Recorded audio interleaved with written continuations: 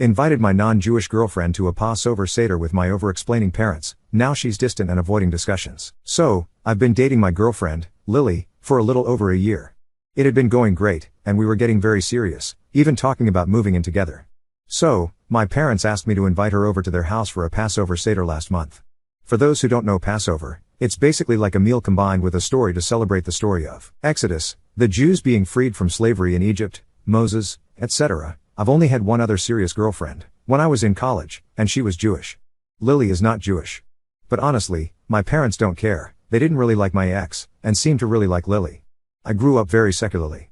All that being said, there are a lot of Jewish-specific things happening during a Pa-sover Seder, so I think my parents, especially my dad, felt this need to maybe over-explain things to Lily, and it seemed to make her uncomfortable. I didn't say anything at the time, which I regret, because I did notice that she seemed off, like quieter than usual.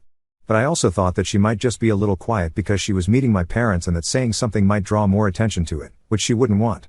Not an excuse, just an explanation of my mindset at the time.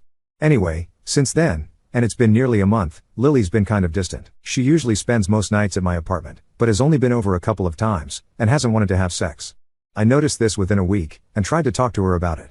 I apologized for my parents' behavior, and emphasized that I love her and her not being Jewish doesn't matter to me. She just turned kind of blushed bright red and said it was fine. But it's obviously not fine, and she doesn't want to talk about it. Does anyone have any advice on how to broach this again, or what to do or say? I'm really lost, and I don't want to lose my relationship over this. Update 1.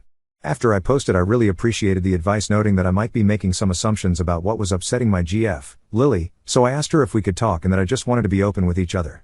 She agreed to meet up on Friday after work, when we normally would anyway, for a date. So I made a nice meal for her at my apartment, her favorite thing that I cook, this creamy, lemony pasta dish, and then afterwards I tried to just kind of have this open-ended conversation about what I noticed, e.g., how she's been more distant, and was there something wrong? She was really hesitant, just looking kind of nervous, and then she just kind of blurted out that the Seder made her uncomfortable. Okay, so that's what I thought, right? So I figure, okay, let's talk this through. It turns out that while she knew I was Jewish, she didn't think I was so Jewy until she came to the Seder. I cringed and told her that the word Jewy was inappropriate and she did not like me saying that. There's a part of the Pa-sover Seder where we say next year in Jerusalem, just like a kind of hopeful attitude in light of the Jewish diaspora, I think? Anyway, she said that she found that part really inappropriate given the current war in Gaza. I told her that those things were not connected. My family has no real connection to Israel and the Seder is a hundreds, maybe thousands, years old tradition that long predates the modern state of Israel. She didn't seem to care about that. So, I finally asked her if she had a problem being in a relationship with me given my Jewishness. She emphatically stated that no, she loves me. But it was a shock and she needs time. That really threw me though, and I asked her what she needs time for, but she didn't have a real answer. So I went to my parents for the weekend to just kind of get away, since I wasn't sure what all this meant. While I was gone, I got an alert on my phone that an AirTag was following me. I found it hidden in my car. I called Lily and she denied it was hers, but I was pretty sure she was lying since she's not a good liar. Finally she admitted she was trying to see where I was going and if it was to the temple. I honestly haven't been inside a temple since my bar mitzvah almost 13 years ago. Anyway, it should go without saying that I ended it. I blocked her on everything. I destroyed her AirTag, too. No clue what the fuck is wrong with her, but it feels anti-Semitic, I guess. Wish I had a happier update. I thought she was the one, but fuck me I guess. Edit. Due to popular demand, this is the recipe. I double the recipe and use more cheese and lemon zest than it calls for, but not exact amounts. Just kind of go with the flow on adding more. You all made me laugh with your desire for this recipe during a time when I am feeling really fucking low, so thank you. Edit 2. I guess the post got locked? I was mostly okay with the discussion I saw, but maybe that's because the mods took care of some bad shit before I saw it. If that's the case, thank you, mods. I finally read through all, I think all, of the comments. To those that made me laugh, I sincerely thank you. I'm very stoned right now eating sour gummies and laugh crying at stupid movies. That's my coping mechanism, and I recognize it's not healthy, especially with my Ashkenazi gastrointestinal issues.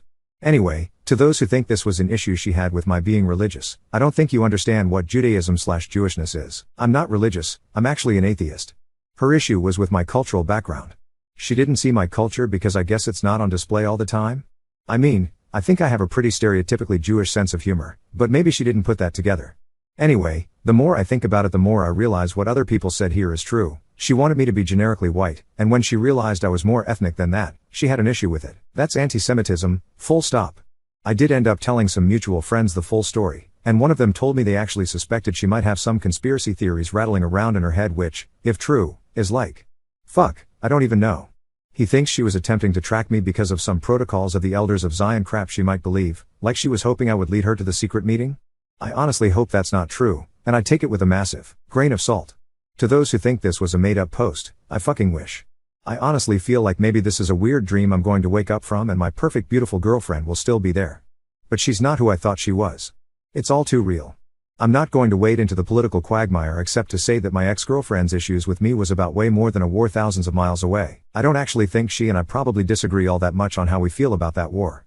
If you can't separate those things and see the anti-Semitism behind her actions and attitudes and language, then you are part of the problem. Hope you all enjoy the lemon pasta. Update 2.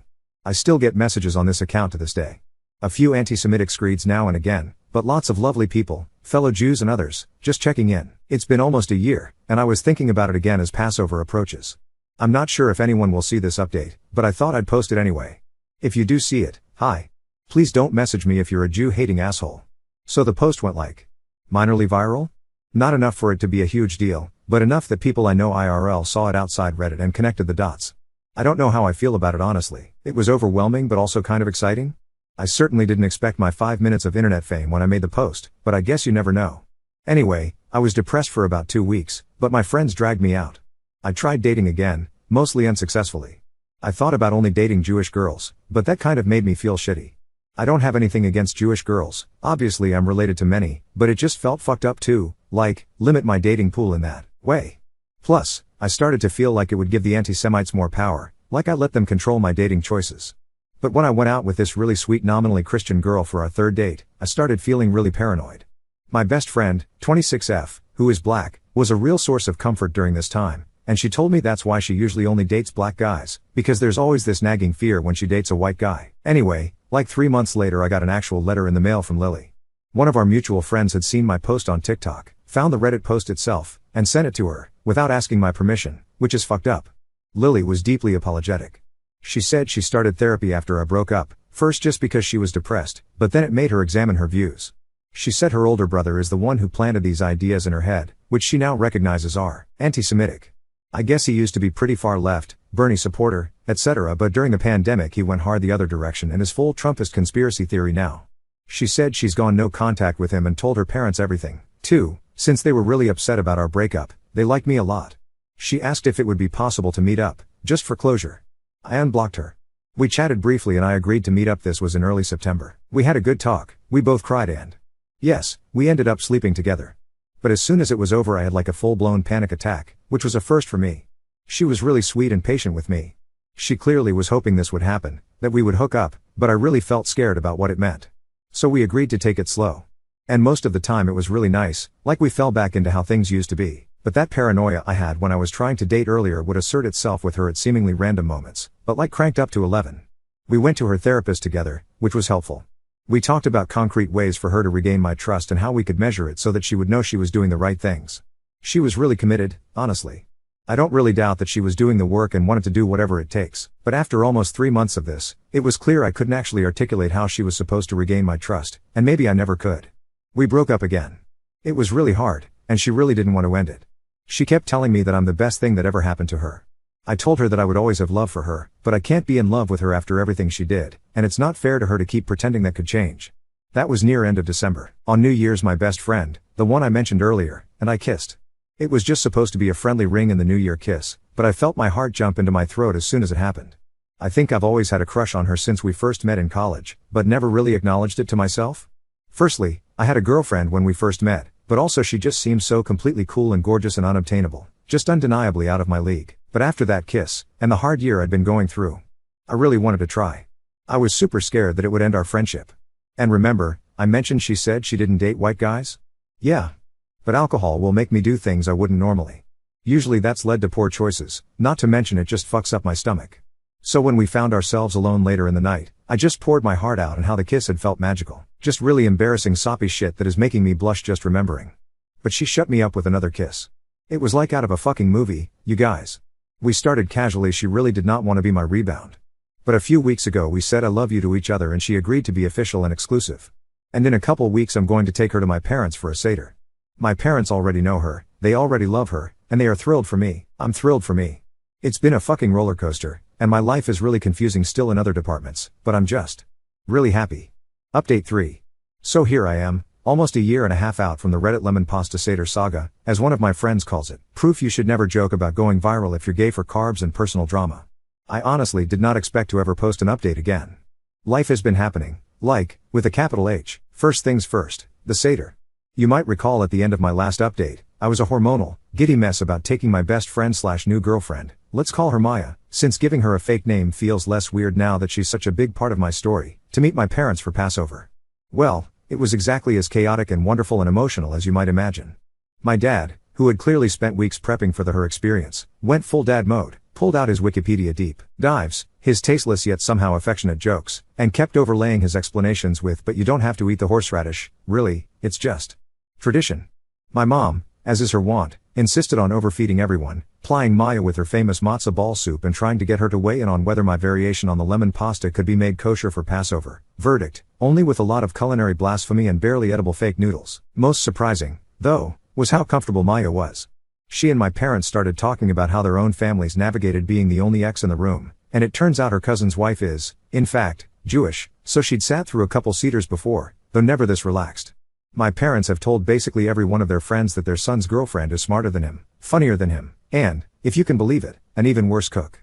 Lies. She bakes like a goddess and, as it turns out, my mom's babka is under threat. It was the first family dinner I remember in a while where none of us felt on edge. Maya even asked the 4 questions, with some dramatic flair, causing maximum embarrassment, as tradition demands.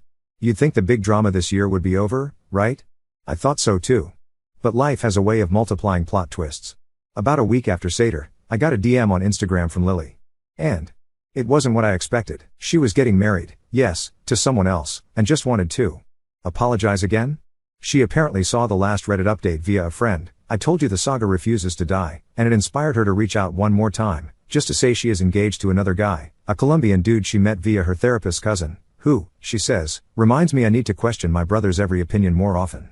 Apparently, she even did a birthright trip herself, meeting Israeli and Palestinian activists. She told me she still carries some shame for how she treated me but is grateful for what she learned and wishes nothing but Seder invites and good relationships.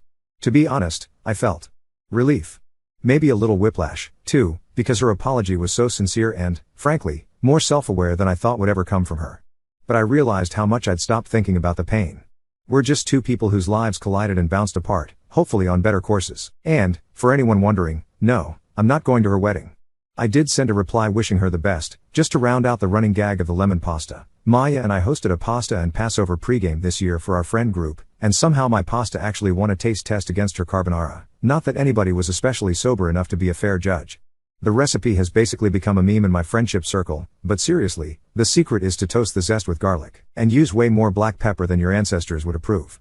Aside from food-fueled bonding, Maya and I have had our own tough conversations, which has actually made our relationship stronger.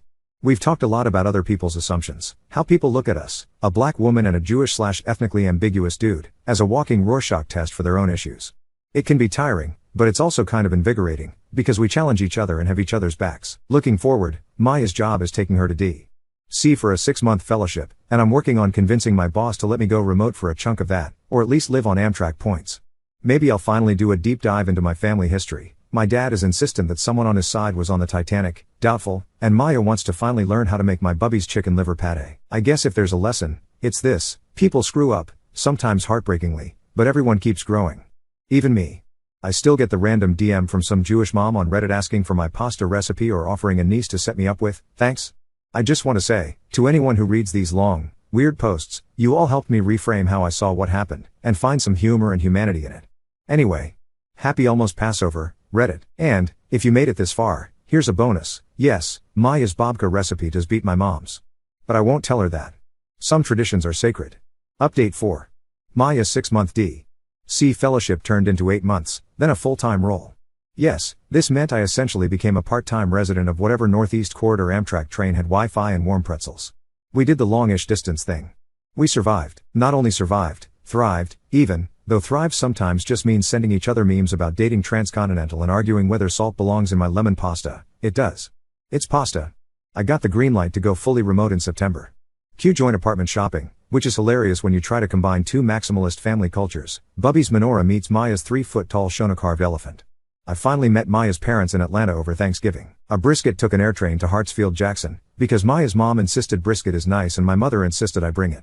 I regret to report TSA doesn't blink at a foil-wrapped 2-pound brisket, but they will confiscate your horseradish. Ask me how I know. Maya was nervous as hell, mostly because her parents are sweet but a force. Her father grilled me, affectionately, about whether Jews ever really move out or if we all turn into Seinfeld at age 30, while her mom tried to adopt me by plying me with peach cobbler and family stories. I think I passed, despite forgetting the difference between the Falcons and the Hawks. Sports knowledge, 0-10, sorry dad. But here's the part where life gets full sitcom. My parents and Maya's parents decided they need to meet. This became a spring break dinner in our new D.C. apartment, a kind of cultural exchange program. I was terrified.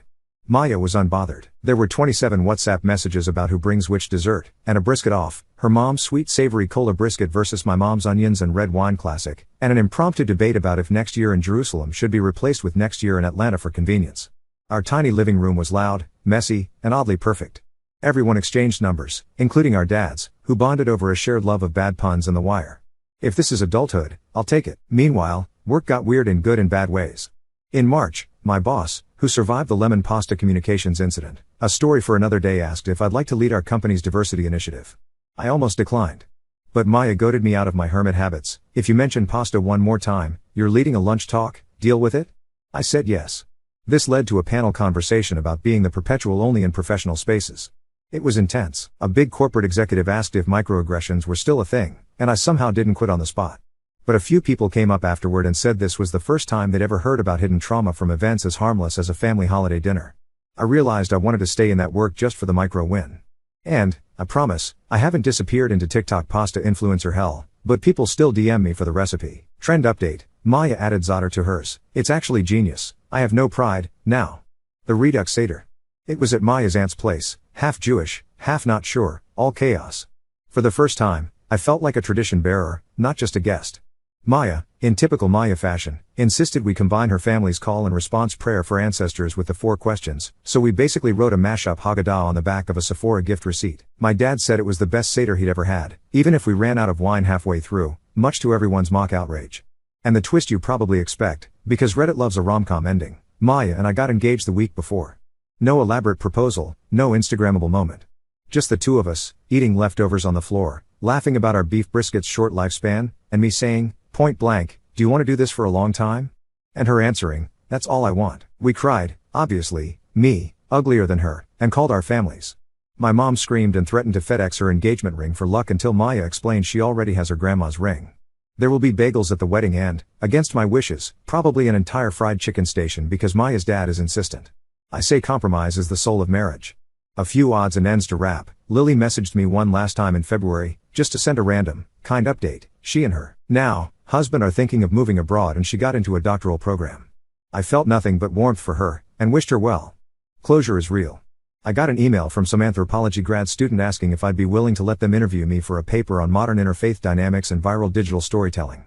I agreed out of curiosity, and we had a weird, kind of fascinating Zoom chat where I discovered my story actually made someone's freshman seminar reading list. Mom is thrilled. Maya says we need to start charging royalties. Yes, the pasta is now a standing joke in both families. Maya's 12-year-old cousin tried to rebrand it Interfaith Fettuccine, and, honestly, I'm not mad.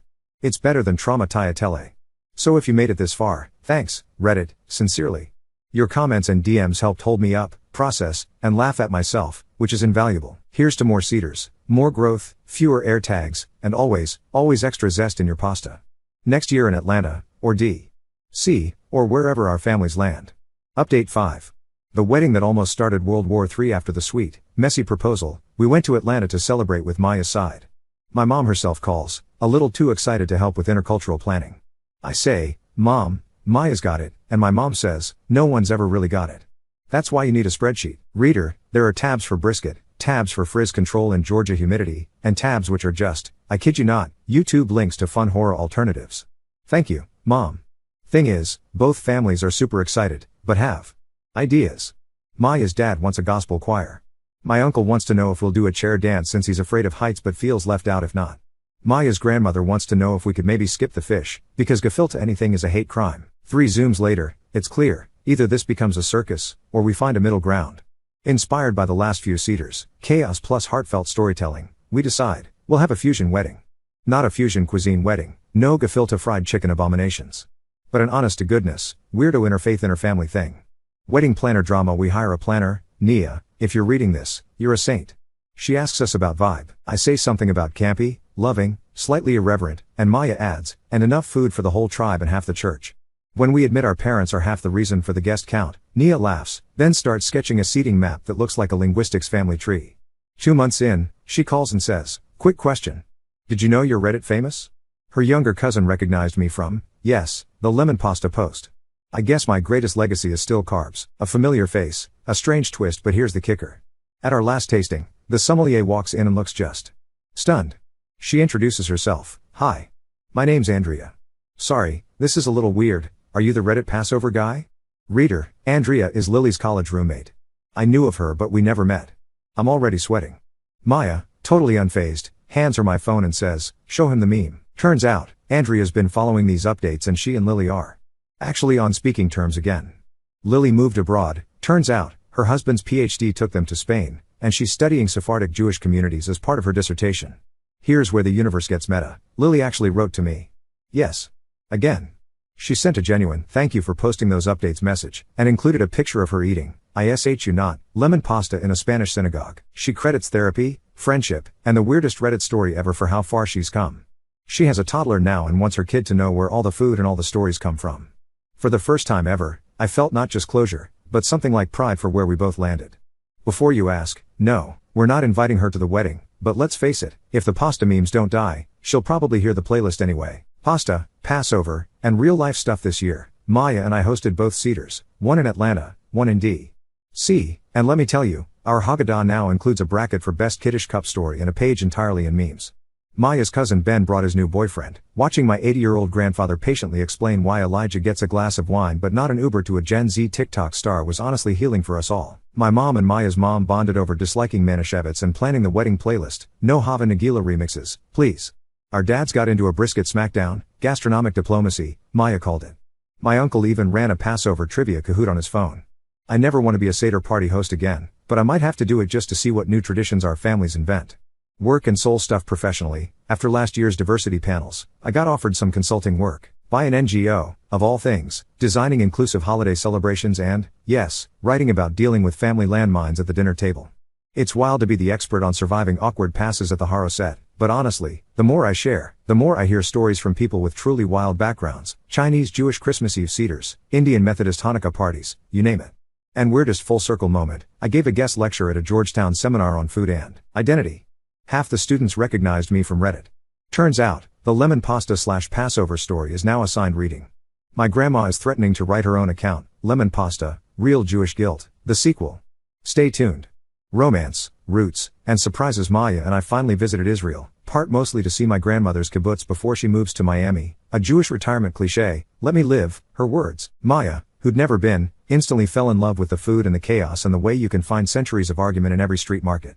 We got into our first true engaged couple fight over whether you can add preserved lemon to babka. Verdict, you can try anything, as long as you're willing to taste test. By the way, Maya's cousin organized a pseudo-bachelorette Seder rager for her and her girlfriends. Among the photos, Maya and her besties, crowns of parsley, karaoke mic in one hand, plastic frogs in the other. My mother framed it. What I wish I'd known if I could go back to year one, shell-shocked Reddit me, agonizing over an ex-girlfriend's weirdness and watching sour gummies dissolve in lemon pasta sauce, I'd say, people keep surprising you. Some come back better. Some just go. Sometimes, your biggest trauma story becomes a meme, and then a bridge to something better. We're registered for a set of matching aprons, which will probably outlive our lease, and planning a guest table labeled lemon pasta veterans. Maya's vowed to out-zest me at every meal. Our first joint Seder as a married couple will probably be a circus of children, parents, in-laws, and anyone who's followed this weird story. And, to you all, the random strangers who made this story into something much bigger than one Reddit post, and who DM me every so often to share their own wild tales, it's meant a lot. Apparently, finding the humor in heartbreak and learning to laugh, and zest, again is the best tradition of all. Recipe below, as always, now with extra zest, Maya's secret toasted za'atar option, and a postscript, try not to track your date with an air tag, but if you must, at least make them a good meal. Next year in Atlanta. In DC and Jerusalem. Or wherever you find your people, plus a little pasta.